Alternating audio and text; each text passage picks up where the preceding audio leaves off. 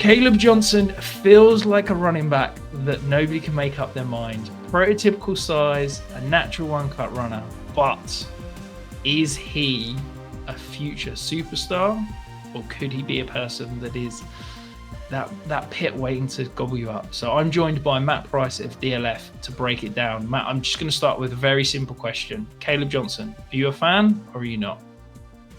I have him as my running back 7 in the class, so I like him, but there are at least 6 running backs that I like better than him. Yeah, I mean, I'm pretty much there with you. I feel at times I'm swinging against the tide, so it's quite nice to have you come on here and sort of back me up a little bit. What is it about Kaleb Johnson that has you fallen down slightly? I really don't. I mean, you really want to. I guess we're nitpicking with these guys because this is a very good class, and I think Kaleb Johnson in the right situation could be a very good running back. But the one season of production does bother me. It's just like, nothing for a couple of years basically, and then all of a sudden here he is. The upright running style is something that I'm always like, can he also get his pats down? And sometimes you don't see that. These bigger backs that often kind of play smaller to their size. Like Kaleb Johnson to me feels like a player that sometimes wants to play more as like a finesse player instead of just embracing the power running style that I feel like he should be. And if he gets, wrapped up a little bit, if he gets bogged down behind the line, he can have trouble getting back up to speed. The lateral agility is a little bit of concerns. And then, counter to somebody like Travion Henderson, who is 20 pounds less than Kaleb Johnson, I think Kaleb struggles in pass protection a little bit. So there's just some things there that raise my hackles a little bit, gets the hairs on the back of my neck standing up. Like, do I want to invest a mid-round, first-round pick on somebody like this that isn't, when there are so many other talented backs surrounding him, Yeah, I think for me, it comes down to, I think he's just a kind of highlight player for me in terms of his highs, and some of his highlights are better than a lot of guys in this class. But It's that consistency just isn't there. And I feel like down to down, he makes mistakes. He doesn't utilize his physical tools. He talked about his running style. I do think there are serious question marks about the receiving game. Like, he was basically non-existent as a receiver until his final year. Yeah. I don't particularly love that. And I also think that there's some question marks over his high-end physicality in terms of raw athleticism. I think there were times where he was caught behind by some DBs. And I just think that there's not that kind of elite agility that I would like to see. And part of that is, he's a bigger back at 220 pounds, but it just doesn't get excited for me. And then you come back to, I think he's quite scheme dependent. Of all the running backs in this year's class, I think I sort of put it out, there's 30 backs. He had the highest percentage of zone runs of any back in this class. And I do think that he fits nicely in that zone scheme. But where the NFL is moving towards, every team is having this variety of run game and wanting to be able to run different runs from the same looks. I don't know if Kaleb Johnson's got the vision and got the ability in a heavy kind of gap power scheme to be able to identify where he needs to be going. And that scares me, because it's like, if we're limiting him to zone-only offenses or zone-heavy offenses, his landing spots shrink significantly, because there's probably only 4 or 5 of those still floating around in the league.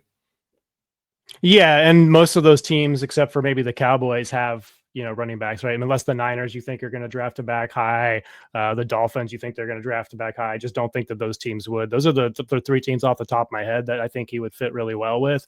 But I just don't know if Dallas is going to spend that kind of pick on him, or maybe they'll spend a higher pick if for some reason Genty or one of these other guys fall, right?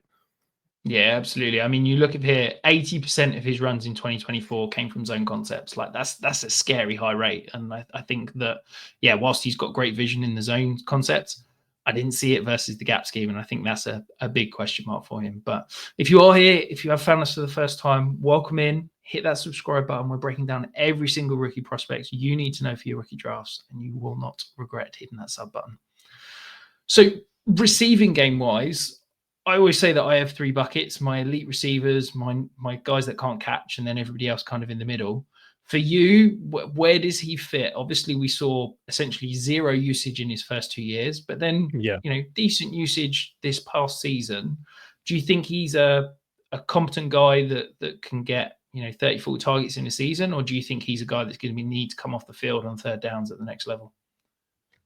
Well, combined with the struggles in pass protection, I think he might be a player that's more likely to come off the field in those situations. That said, I mean, I know it's only one season, and they kind of always like, can he actually do it if he's only doing it for one season? But that 13.5% reception share on a team that doesn't throw the ball a lot, it is it to me, it's a little bit of a feather in his cap. I just don't think it's a natural thing for him.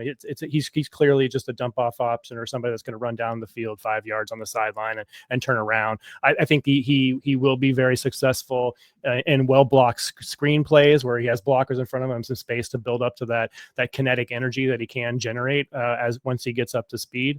But I think he's going to be a liability both as a receiver and, I mean, not necessarily a liability as a receiver, but between the bad pass protection and the lack of ability to create for himself in the passing game, let's say it that way, it seems like he might be a player that's slated for a 2-down role.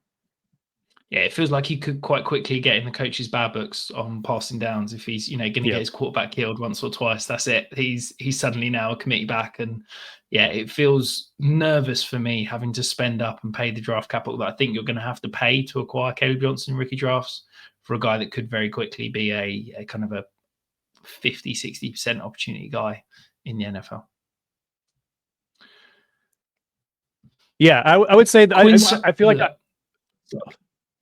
Sorry, I was just going to say real quick on Kaleb Johnson. I feel like everything I said was negative about him, but I did want to say real quick that he has an impressive 4.42 yards after contact per attempt, a 36.2% broken tackle rate, and he's a chunk runner. 12% of his runs went for 15 or more yards. So I think he does have ability. It's just the little things that we talked about kind of lowers his ceiling a little bit, and maybe his floor a little bit too.